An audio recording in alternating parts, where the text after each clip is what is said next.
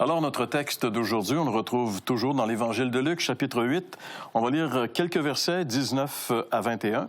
« La mère et les frères de Jésus vinrent le trouver, mais ils ne purent l'aborder à cause de la foule. On lui dit, « Ta mère et tes frères sont dehors et ils désirent te voir. » Mais il répondit, « Ma mère et mes frères, ce sont ceux qui écoutent la parole de Dieu et qui la mettent en pratique. » Voici la réponse que Jésus a donnée à ceux qui venaient l'aviser que sa mère et ses frères étaient dehors et voulaient le voir, fort probablement. Dans un autre texte, dans un autre évangile, il venait même le chercher, donc la mère et les frères de Jésus, parce qu'ils le croyaient hors de sens. Ouais. Donc, même dans sa propre famille, il passait pour quelqu'un qu'on n'arrivait plus à très bien interpréter. Donc, c'est quand même spécial, parce que s'il y en a un qui était équilibré, qui était normal, c'est bien Jésus. Mais son message est tellement particulier que ça bouleverse un système. Oui. Puis le problème, c'est quand on touche à un système, les gens, dans leur comportement, se justifient par le système. C'est le système qui te donne raison ou tort. Mais si tu touches au système, tu viens de déséquilibrer tout le monde. Par exemple, des pays qui entrent en guerre, si tu crois la cause, quand tu es en guerre et tu tues, tu fais pas un meurtre. Par contre, si tu fais ta propre guerre et tu tues, tu es un meurtrier. Donc, c'est encore une fois un système qui vient avec ses valeurs, ce qui justifie ou condamne. Et quand Jésus arrive, il est en train de montrer que le système des Juifs était d'abord rendu à son terme, car c'était lui le but de tout ça. C'était lui le vrai temple, c'était lui la vraie vigne, c'était lui le vrai pain du ciel, ainsi de suite. Là. Et quand il arrive, il est en train de déstabiliser tout ça.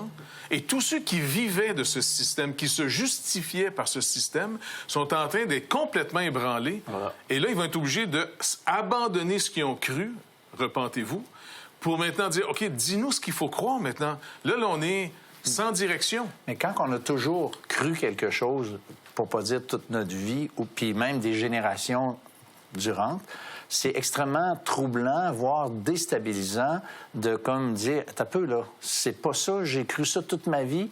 Et il y a beaucoup de personnes à qui on annonce l'Évangile qui sont profondément dérangées au point même de se revirer de bord puis dire, ça me tente pas, ça me déstabilise trop. Ils diront pas comme ça.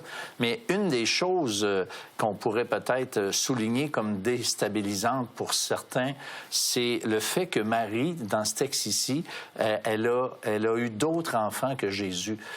Pour ceux qui lisent la Bible depuis longtemps, ils savent très bien que c'est pas un problème, mais le texte un texte de Matthieu chapitre 13 va mentionner les 4, j'allais dire demi-frères de Jésus en les nommant par leur nom, et il est question dans le même texte de Matthieu 13 de ses sœurs. Alors Jésus avait au moins 4 frères, c'est clair, et 2 sœurs. Au moins 2 sœurs. Au moins 2 sœurs.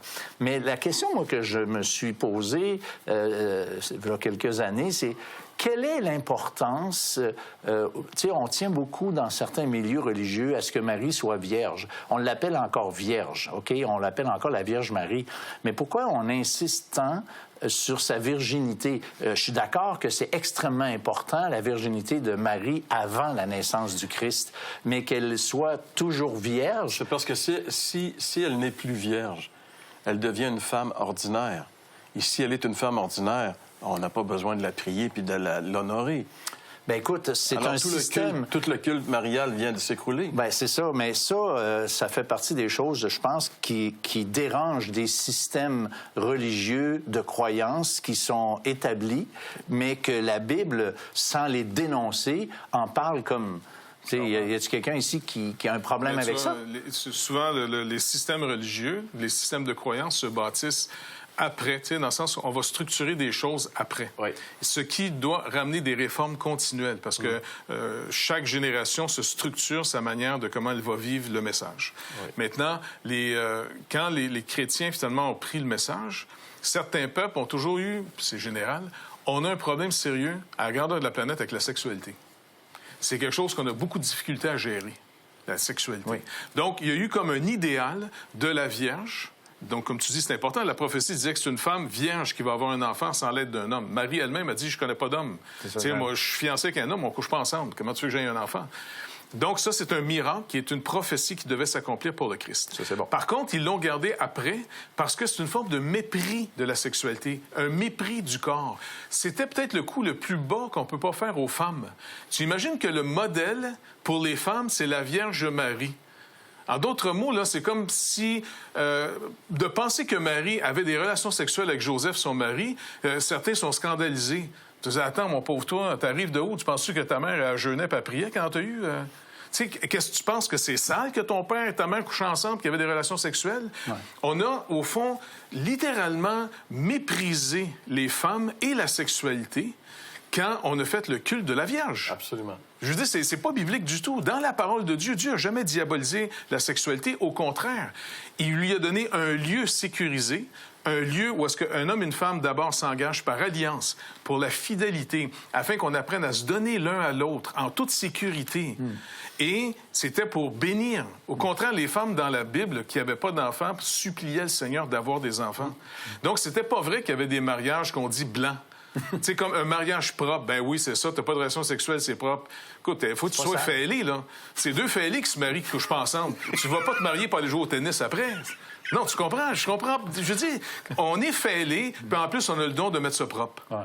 Comme si c'était merveilleux. L'apôtre Paul, il va dire aux croyants de Corinthe, ne vous privez pas l'un de l'autre. Ben oui. Ça veut dire quoi, ça? Ça veut pas dire qu'ils n'ont pas le droit de manger des beignes ensemble. Ça veut dire qu'il parle de relations intimes dans ce texte-là, de toute évidence. Exactement. Alors, on a, comme tu dis, mis la sexualité comme étant quelque chose de sale, lorsque même les religions avant, en passant, il y a beaucoup de philosophies qui voient comme une vertu le fait de ne pas faire certaines choses.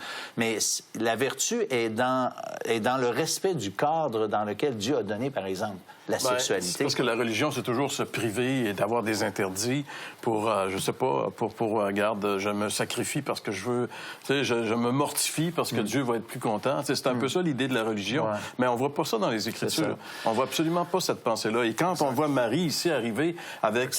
les frères de Jésus. Les frères de Jésus, je veux dire, c'est parce que dans la Bible, c'est tellement clair que Marie, elle a eu d'autres enfants. C'est normal, c'est clair. Et il a fallu construire tout un autre système pour essayer de cacher ces vérités-là aux croyants. Et le système, quand on commence à le mettre à jour, il est évident qu'il y a des gens qui nous aiment pas. Tu sais, je veux dire... parce que si on se fait aux Écritures, quand Paul dit à Timothée ou à Tite d'aller établir des anciens, ce qu'on appelle aujourd'hui, peut-être dans certains jours, des prêtres, tu sais, bon, ben, il dit « Choisis parmi les hommes mariés d'une seule femme. » Regarde comment ils gèrent leur propre maison, comment ils élèvent leurs enfants, comment il y a un bon témoignage. Donc, c'est du monde qui vit une vie normale. L'apôtre Pierre, que des gens disent qu'il est le premier pape, mettons, ben, il était marié, il avait une femme, il avait des enfants. Il vivait une vie tout à fait normale. Donc, c'est pour ça que je pense ici, dans le contexte, Jésus, lui, s'est mis à part, il ne s'est pas marié, parce qu'il était dans une mission de donner sa vie. Par contre, regarde bien, c'est vraiment intéressant, il ne se marie pas dans sa chair, il va en mourir, il va payer la rançon, et à la résurrection, qu'est-ce que l'Église? Son épouse. Son épouse, parce que dans l'Apocalypse, on parle de Nouvelle-Jérusalem ou encore l'épouse qui est préparée pour son époux. Ouais. Et Paul va nous dire, l'homme et la femme aujourd'hui dans leur mariage, on est une image, nous sommes une image de Christ et l'Église. C'est pour ça que les chrétiens doivent faire attention que quand ils se marient, c'est une vocation, autant que si quelqu'un croit être célibataire, qui est aussi une vocation. Mais un couple marié a la vocation non seulement de s'aimer, de se respecter, ce qui est tout à fait normal, mais en plus, on a la vocation de représenter Christ et l'Église. Oui, c'est ce que Paul dit dans l'Épître au 5e chapitre de l'Épître aux Éphésiens. Exactement. Hein? Christ, l'Église, c'est l'image de l'homme et la femme. Là. Donc, parce qu'une image qui est très importante pour Jésus comme pour Dieu, c'est la famille. Et inévitablement, une famille, ben, c'est un père et une mère qui produisent des enfants, une communauté. Et Dieu est appelé lui-même Dieu le Père. Jésus est le Fils donné. Et là, le Fils, finalement, revient auprès du Père. Parce que c'est vraiment fascinant de réaliser que Dieu a tant aimé le monde qu'il donne son Fils, un peu comme un père donne son Fils à une épouse. Et Jésus quitte son Père. On ne dira pas sa mère parce qu'il n'y a pas de mère, là. Il quitte son père et sa mère, comme il dit dans Genèse. Il vient vers l'humanité. Il rachète ceux qui vont croire en lui. Il paye la dot, si on peut dire. Il paye le prix de toutes les dettes de celle qui va être son épouse, l'Église, et il va revenir avec elle auprès de son Père. Et ils forment une seule chair. Et c'est pour ça que quand Saul de Tarse, avant de devenir l'apôtre Paul, avant qu'il soit croyant, il attaquait l'Église, il attaquait les chrétiens, il en a même fait mourir comme Étienne, entre autres. Et le Seigneur Jésus va lui apparaître en disant « Saul, Saul, pourquoi me persécutes-tu? » Lorsqu'il persécutait l'Église. L'Église. Donc, si moi, par exemple, François, là, je me mets à, je sais pas, m'a donné des claques en arrière de la tête de ta femme, Attends-moi bien. c'est Je suis tout à pas un fait batailleur, normal. mais je suis pas sûr que je vais te laisser faire. Il fait ça souvent. Mais sérieusement, il y a quelque chose d'important, par exemple, parce que je voudrais pas qu'on perde le focus du message principal de ce texte-là. Oui, comme le temps file, justement, moi, je voulais juste ramener le verset ici où Jésus lui-même nous dit qui il considère comme étant les gens de sa famille spirituelle. C'est important. Il répondit, « Ma mère et mes frères, ce sont ceux qui écoutent la parole de Dieu et la mettent en pratique. » C'est juste pour démontrer jusqu'à quel point, pour Jésus, la parole de Dieu, elle est importante. Elle est centrale dans le fait d'appartenir à la famille de Dieu. Ceux qui écoutent la parole de Dieu. Quelle importance a la parole de Dieu pour vous qui nous écoutez? Vous avez vu, nos émissions sont entièrement basées sur la parole de Dieu, sur les Écritures. Est-ce que la parole de Dieu tient une place importante dans votre vie? Est-ce que vous vous nourrissez de la parole de Dieu?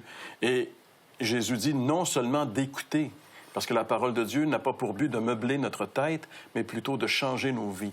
Et c'est pour ça qu'il dit de mettre en pratique. Mettre en pratique la parole de Dieu, ça prend la grâce de Dieu, ça prend l'assistance du Seigneur et ça développe une vie de relation parce qu'on est obligatoirement obligé de dépendre du Seigneur si on veut mettre en pratique la parole de Dieu. C'est au-delà de nos capacités parce que c'est la vie que Dieu nous propose. Et parce qu'on a une nature qui est déchue, une nature qui est pécheresse, il y a une lutte continuelle.